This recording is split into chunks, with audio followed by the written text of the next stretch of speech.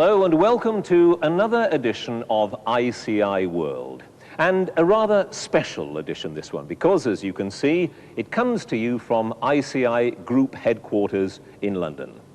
And we've been joined by the chairman, Dennis Henderson, and by a group of 20 or 30 ICI personnel from all over the world who are going to be putting questions to Dennis Henderson, questions of their own choosing, totally unrehearsed.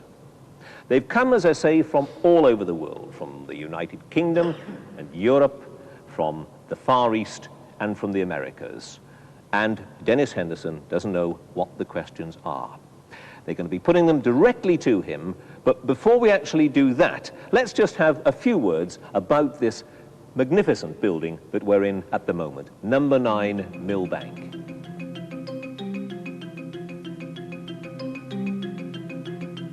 At the heart of the building is this magnificent atrium of glass and polished stone. It's 8 stories high, topped with a huge curving glass roof and lined with open balconies and glass-walled offices. Other features, like the specially designed carpet, made of 100% Tac-Tess, of course, and the modern paintings and stained glass, bring colour and interest to the floors and walls.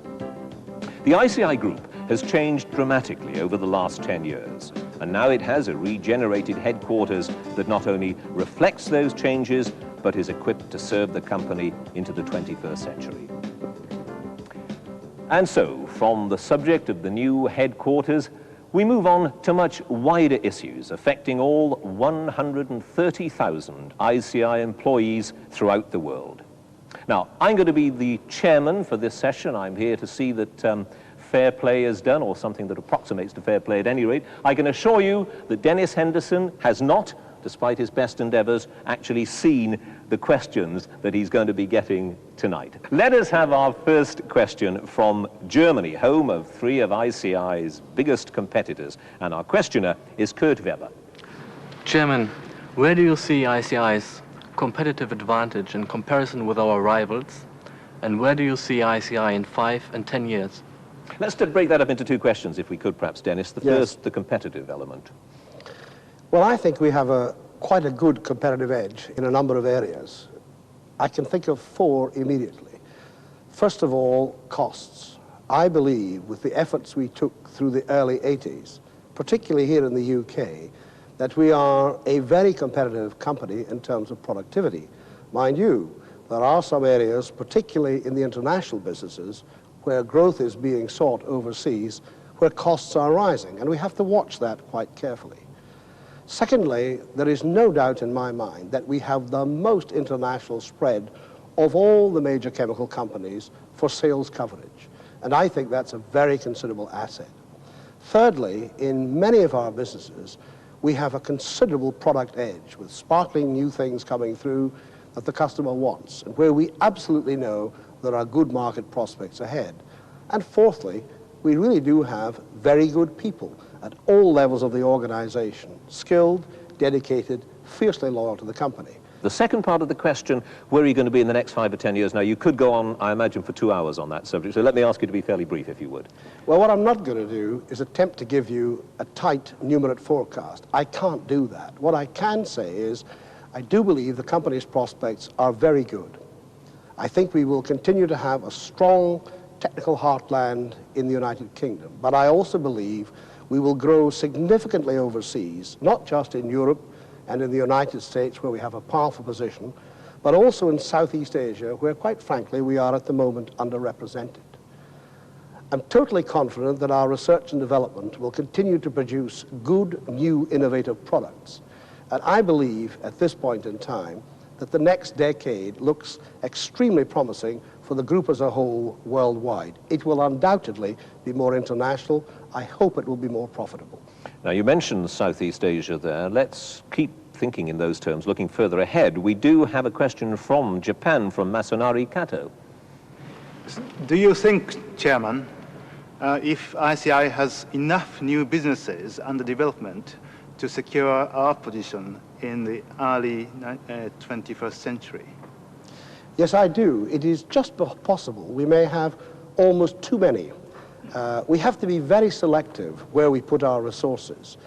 We are quite clear after all the problems in the early 80s that we must put our money and, more importantly, our people where we really will have, going back to that first question, a real competitive edge opposite the competition. But where is the main growth going to come from in the future? I ask that question because I wonder whether it's going to be acquisitions, and if so, what sort of acquisitions? And we do have a question on that from John Heil, who recently joined you from Stauffer Chemical Company. You have a question on that, John? Yes. On acquisitions, Mr. Chairman, will we in the future tend to buy relatively small companies for new technology, or will we buy to improve our market position in existing sectors? I believe the need is to be selective. Now, I am totally confident that our growth will largely come from the results of our own in-house innovation, our own skills in research and development. That's where you get the edge. Acquisitions will undoubtedly form part of our future, but in themselves, buying just for the sake of buying is not attractive to us. We will buy where it fits our strategy, where we are clear that we will get a technical edge or a marketing edge, or better still, both. Good. Stay with investment. Arthur Grant has a question about future investment. In the wake of 1992 and the Single European Act, could you envisage ICI switching from a UK base to one in continental Europe? Do we intend to invest in low production labour cost economies in Europe, or will you always guarantee that the lion's share of investment will be in the UK? Well, Arthur, that's a lot of questions. I don't actually know of any cheap labour cost areas in Europe. Perhaps you might talk about southern Europe. But frankly, we will invest where there is a business opportunity, not because it's cheap labour, it's where we see there is a market for our products. So far as the UK is concerned, we are a British-based international company, and we will remain a British-based international company. The other part of your question about will I guarantee investment here, no, I won't, because I don't think you can ever guarantee things for eternity. If the opportunities are here, then the investment will follow. And I think if you want some comfort, 50% of our assets are still here. They are very competitive assets. We intend to keep them in good shape. Reassure you, Arthur? Not completely, because I mean 50% of investment of this year is less than previous years. The proportion keeps diminishing. So is that a real fear in the UK that that process will continue and we will become the minority interest within the ICI? Well, I understand that concern. It's very understandable, particularly as the UK bore the brunt of our pretty fierce reduction in numbers in the early 80s, when we really were facing, as a company, a very serious situation. Profits had declined savagely. We'd had to slash the dividend. We were by no means the most popular company in this country, or for that matter, overseas. But the reality of the situation is that Britain represents about 4% of the free world chemical market. The growth rates are going to be, the big growth blocks are Europe, including the UK, and we are part of Europe, we need to remember that. United States, where we have a big position, and probably Japan. These are the big blocks. We have to follow the investment opportunities. Right, let's move on to India now. Rakesh Bhargava from IEL in India has a question on the company's investment policy. Mr. Chairman, you just talked about the investment opportunities offered by USA, Europe, and Japan. What is your perception of the strategic opportunities offered by newly industrialized countries such as India, and what will be ICI's investment policy for such countries? Well, I think we have to look at all investment opportunities on their merits. We don't have a pool of cash that's labeled India that says whatever happens, we'll put some money in there. And as I'm sure you know, actually, you funded your own new investment for a long time. And India has been very good, IEL that is, in remitting dividends back to this country. You've gone through a difficult patch. I think you, like the company as a whole, are searching for less capital-intensive opportunities. You are realizing that commodity businesses like fertilizers are perhaps just somewhat over the hill. And, of course, that particular area is dominated by state investment, not something, frankly, that I welcome. So we will say to ourselves, well, India is a huge market in terms of people. As I see it, there is now a growing, wealthy consumer class that's maybe 100 million out of India's future investment plans. Okay, let's move further still afield now to Taiwan. Cheng Li Lu is also concerned with investment. Yes, Chairman. When I say overseas companies are proposing major investments for you and about to approve it, What are you looking for from them? Well, we're looking for, obviously, long-term profits and profitability and cash flow. We recognize when you go into a new country, in the same way as when you go into a new product, you have to put some seed corn out so that, a few years down the track, there will be a good business that has grown from the money you've put in there. So we're looking for strategic growth, we're looking for position, we're looking for long-term profits. We are prepared to put in some patient money to get it started. Let's consider investment of a slightly different kind, the transfer of technology to different countries. A question here from Fasi Khawaja from Pakistan. Mr. Chairman, is there a positive policy on investing in and transferring appropriate ICI technology to developing countries? And if so, how is this policy implemented? Before I comment specifically on the point you raised, I want to make one very important emphasis, and that is, wherever we transfer technology, it has to be safe technology. We will not transfer to emergent nations, newly developed countries, if you like, anything that is less in terms of standard than technology we are satisfied that we could run safely in the home base here. That's a very important point to make. But secondly, there's not much point transferring advanced materials. You do not have industries that as yet could use them. On the other hand, 5 or 6 years ago, we transferred technology in polyester fiber. You have a splendid, sparkling, competitive new polyester fiber plant, which I visited earlier this year, which does great credit to Pakistan and is as good as anything we have anywhere else. Right, let's move on now to something that's perhaps a little more obvious to everybody. Look at that audience and see how many women are in it. The answer is not very many, and one of them wants to ask you a question about women in ICI. Katie Penny. Yes, Chairman, what percentage of women in ICI are in senior management positions, and how does ICI encourage women to progress in their careers? Well, the answer to the first question is not a lot. Not enough. And please don't misinterpret if I say I wish there were a lot more, because apart from anything else, it would make life a lot easier for me. It's a question that I am asked very regularly. There are some encouraging signs. Today, we recruit, I'm talking about the UK, because I fear I don't have the statistics for overseas, something between 350 and 500 graduates. And of that number, roughly 30% are now female. That compares very favorably from where we were, say, 10 years ago. We do not do enough yet, quite frankly, to allow people to go off and to have children and to come back in the way that I know some of the banks do. I think we are going to have to do a lot more in this area, not just because I like the opposite sex, which I do, I hasten to add, but because there are going to be problems with the demography of young people in this country. We are not easily going to get all the young men that we want. We are going to have to look at the female talent equally as much as at the male talent. So there you go, Katie. You're on your way.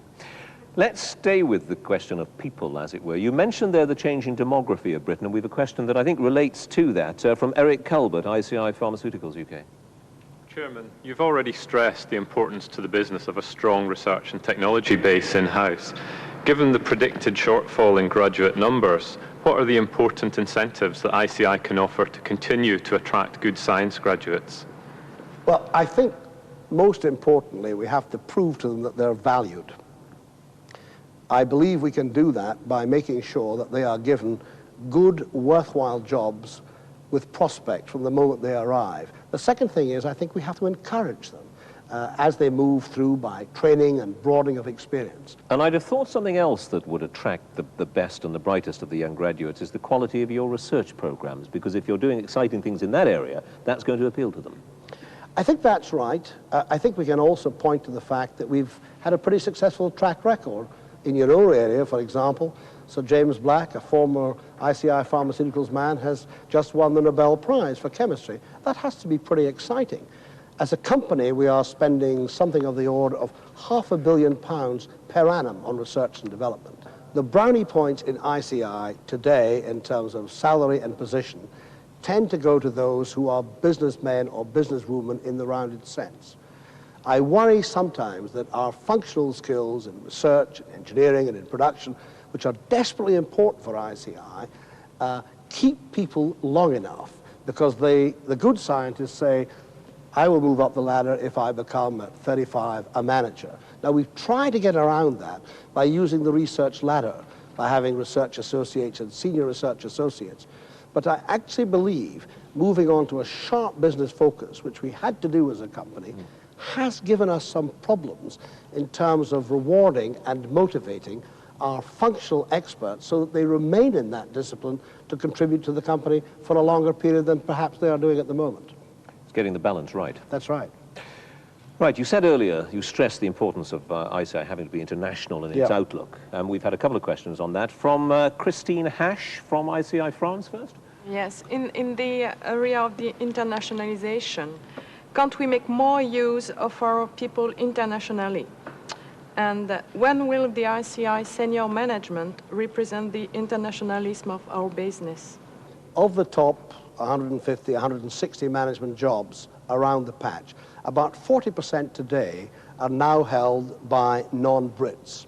That's a good start. We are moving around the world in terms of secondees at any one time about 600 people. Now you may say 600 isn't a lot out of 130,000 bodies. Quite right. An awful lot of those bodies will not want to move. It is only your management, top management people and potential management people that will want to move. So the answer to your question is we're getting a lot better. There's still a lot to do, and I firmly believe that if ICI is to become the global company of the 90s that we're all aiming for it to be, we need more non-Brits represented in the top echelons of ICI. Let's move to another area of concern. SD Kim from Korea. Chairman, you have said today's ICI should be international, competitive, and innovative. What makes us different from any other major international companies? Now, what is the special ingredient? Well, we have to do it better. That's the answer. In all honesty, the major international chemical companies all have very similar strategies. They are all in more or less the same areas.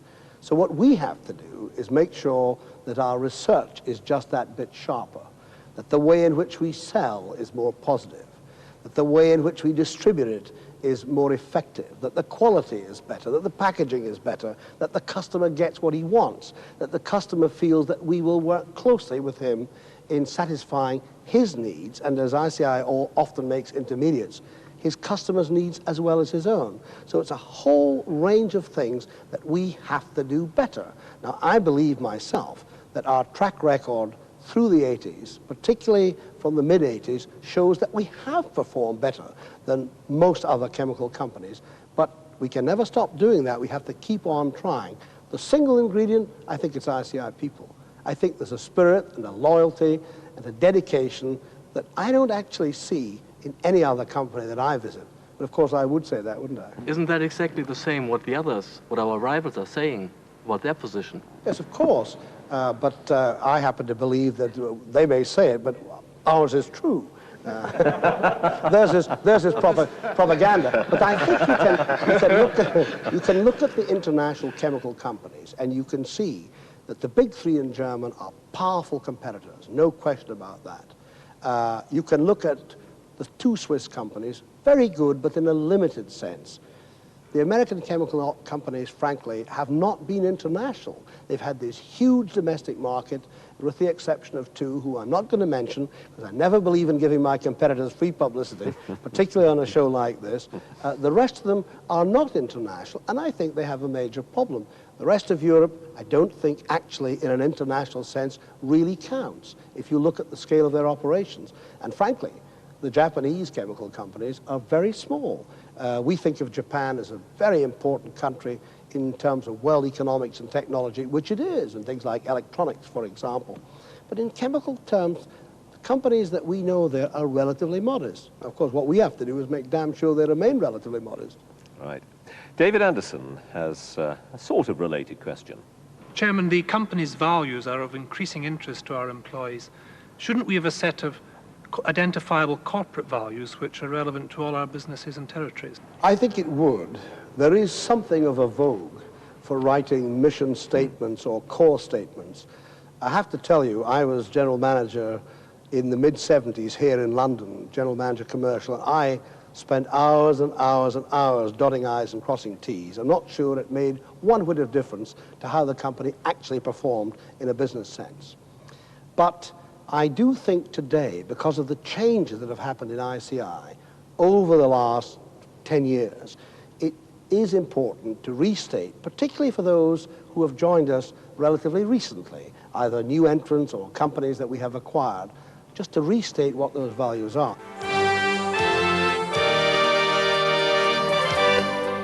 During the break, we're going to take this opportunity to show you the new look ICI advertisements recently launched in the UK. They're designed to show the caring side of ICI and how the company is using advanced technology to help make the world a better place. When a suspect is held for questioning, his blood, hair, or skin tissue can be matched with those found at the scene of a crime.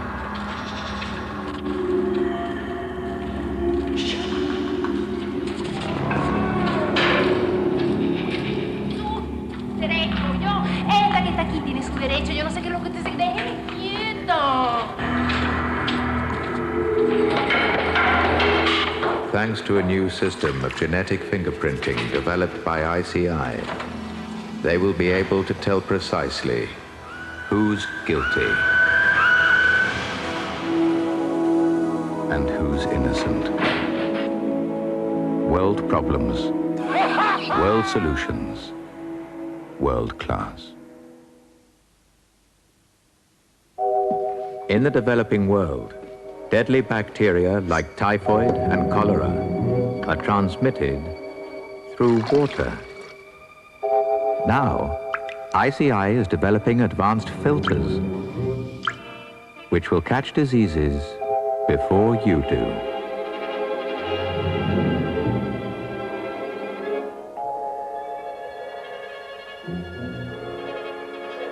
Oh no, I've completely forgotten. It's my wife's birthday. World problems, world solutions, world class. You can't inoculate a child against starvation, but you can inoculate the wheat. We don't actually stick a needle into each seed. That would be ridiculous. At ICI, we coat it, we feed it, and now can even breed resistance into it.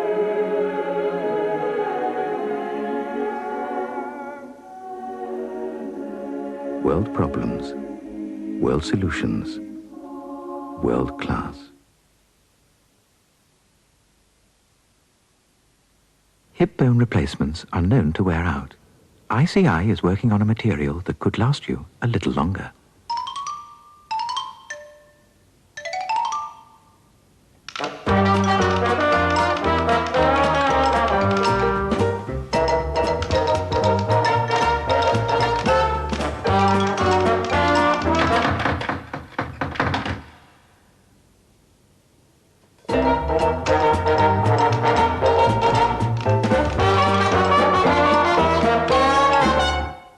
World problems, world solutions, world class.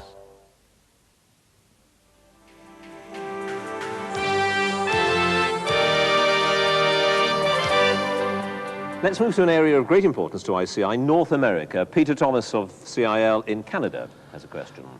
Mr. Chairman, now that ICI has reviewed CIL's businesses in Canada and decided to sell some off because they don't fit the global strategy, where does this leave the rest of CIL? And what future lies ahead for those remaining businesses? The businesses that we have retained will have a part of ICI's international business structure. Chipman Chemical will be a part of ICI Agrochemicals, for example. Where we see Canada as an important place, we will run businesses from there. Recently, we have decided to internationalize our world explosives business, and we have made Toronto the headquarters for that, because we believe it has an important lead role to play there. For the other businesses that, if you like, are more national and international, each one will be looked upon on its merits, and to the extent that we see it as a good, growing business, then clearly we will want to support it. Right, James Porter of Finance Department has a question very close to my, well, I would say my heart, I should say my bank balance really, I suppose, is about ICI's share rating. The ICI Group results are at a record high, yet the stock market price is under £10, more than 40% below its peak. The sum of the value of the individual businesses must be much more than the total stock market value.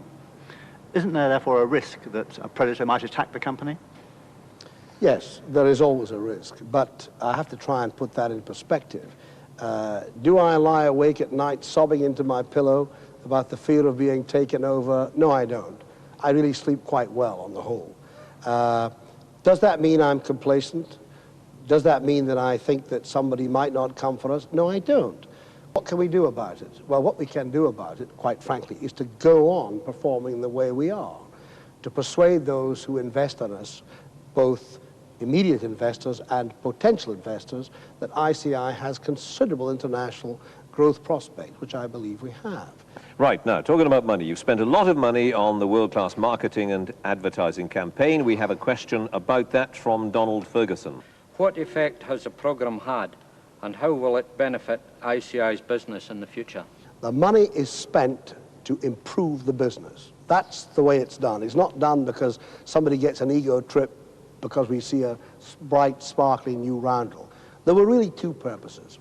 In launching the ICI roundel, we chose that to say again to all those people who had joined us from the companies we had acquired and from new people, you are part of a big worldwide network. You're important to that network. You may be one out of 130,000, but you're important.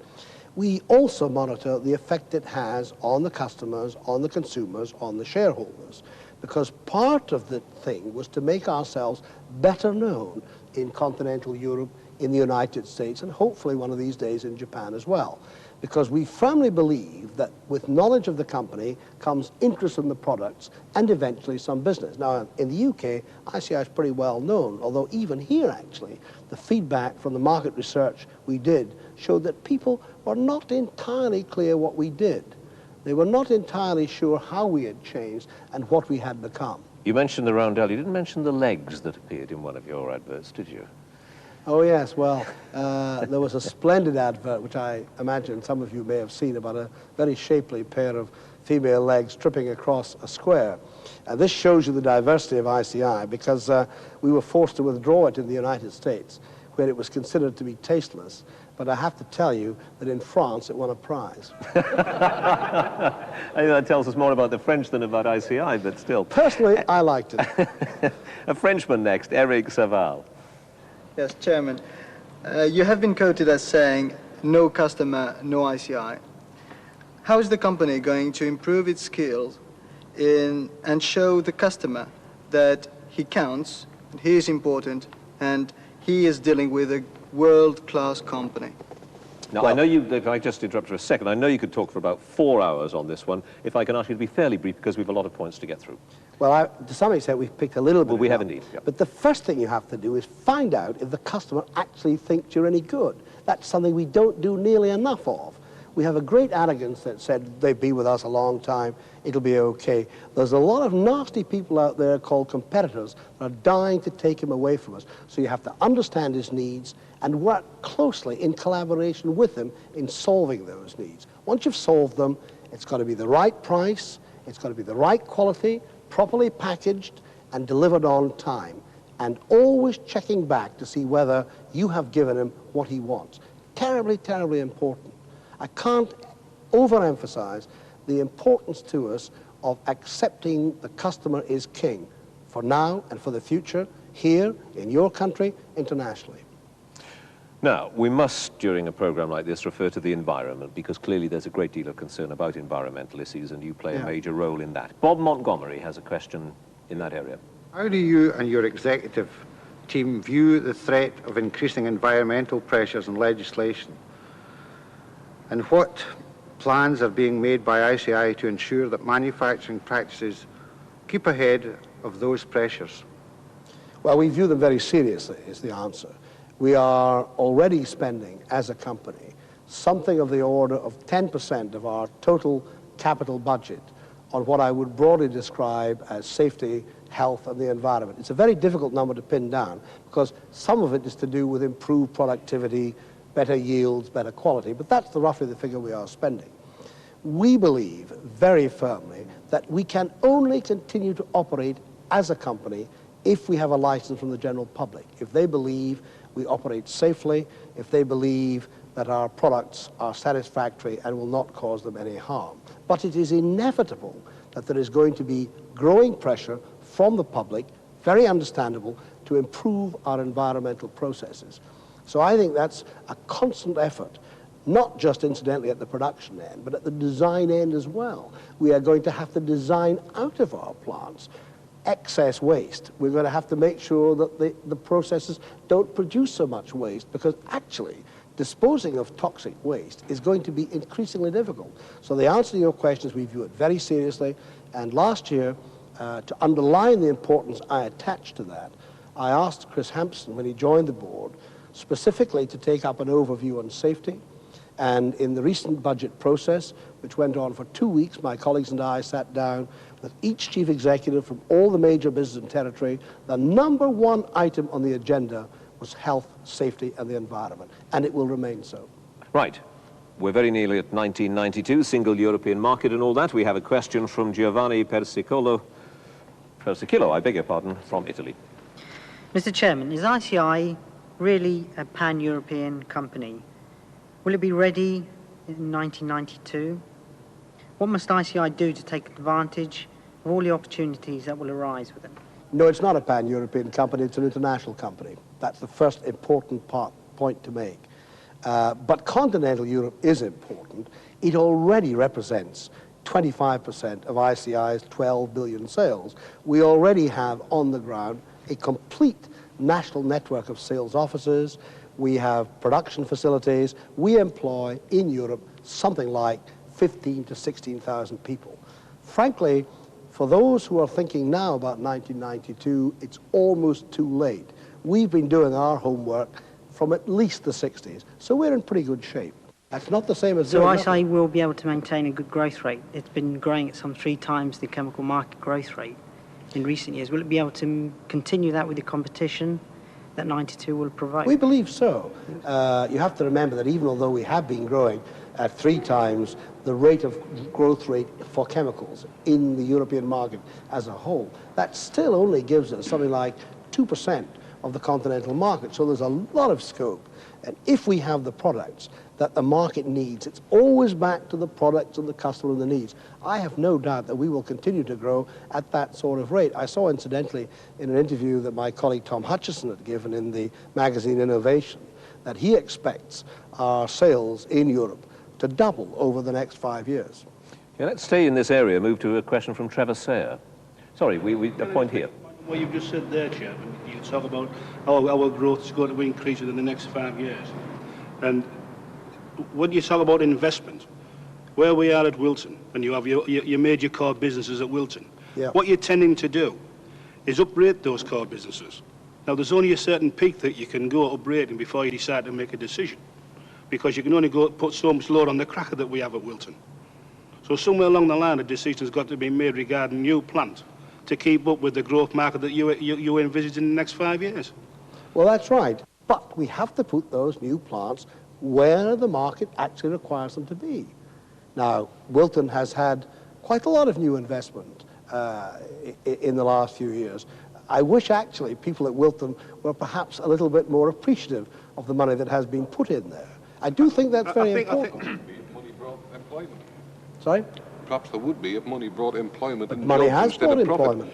Not at Wilton. Arthur, if you look at what's happened, you've had another 100 people in research and development with the new Wilton Materials Centre.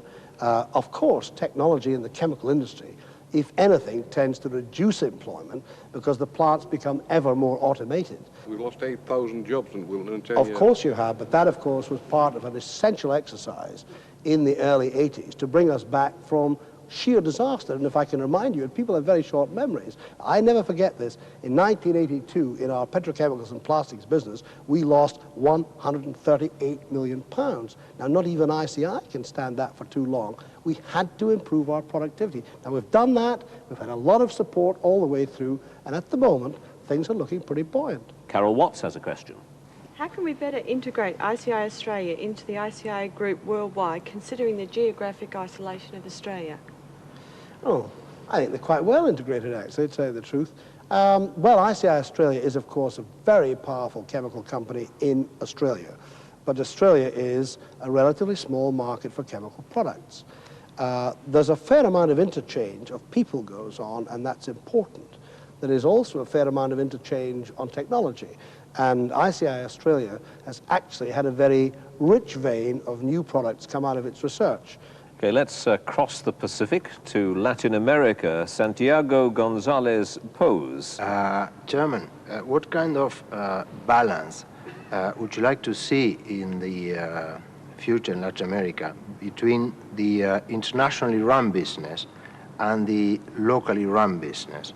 Well, there will be a bit of both. As I think you know, I've just come back from a tour of Brazil and the Argentine, and taking Brazil first, quite interesting. You've got some local businesses that we do not do anywhere else, but they make money in Brazil. We equally, of course, are starting up a big Brazilian Melanex plant, which is part of the international network. We have a very good agrochemical business there, and that's part of the international network as well. The reason I put the question is because at the time international business are strongly pushed in the company.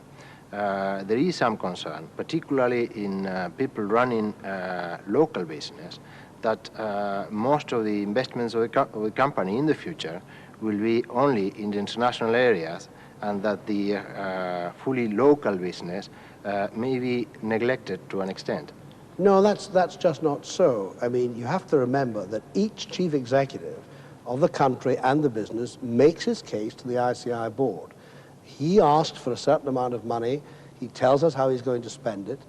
I'm sure your chief executive in Duperial will fight his corner for local investments as well as international investments. In fact, he essentially will be asking for local investments. The head of the international business will ask for theirs if they're in the Argentine, and we will look at them both. Right, we have a question from John Moss about ICI's drive for quality. Chairman, how many marks out of 10 would you give ICI for its progress with the quality campaign, and why? Nice and straightforward, that. Haven't actually scored it. I think it's got to be about 6. I think I was frankly quite cynical to begin with about the quality drive. And in fact, when the particular people who were pushing it in this country came and said, we're keen on quality, I thought, oh my goodness, what are we going to tell the customer? Like, we finally discovered quality after 62 years. What's the competition going to say? They're going to say, we told you they always had lousy products, and now they've confirmed it. But I have been persuaded that it is an excellent mechanism to involve the entire workforce, all the way through the organization, to understand that unless the quality is there, and it's not just quality in terms of does it meet a specification, it's total quality, distribution, packaging, delivery, etc., then we don't get the degree of involvement that we want. You talk about involving everybody there, Dennis. I know Yes. George Shaw has a question along those lines. Chairman, have we exhausted the Crosby package on quality? If the answer is no, how do we sustain it? If the answer is yes, what replaces it?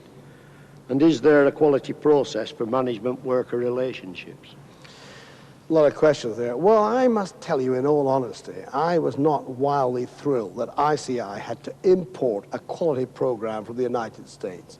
My first reaction when people told me about Crosby was to say I thought he was a long-deceased singer who talked about white Christmases. And actually, it quite offends me that we have to buy that in. However, it's been used as a catalyst to stimulate the situation, and we surely have within ICI the brains, the ability, the experience to keep that process going on our own, learning from our in-house experience, and most importantly, switching that experience from one business and one country to another. In terms of quality employment and employee-employer relations, I think it's pretty damn good now, to tell you the truth. I think as a company, we have worked at joint consultation for over 60 years, and it has its spotty patches. Sometimes it's very good, sometimes it's very bad.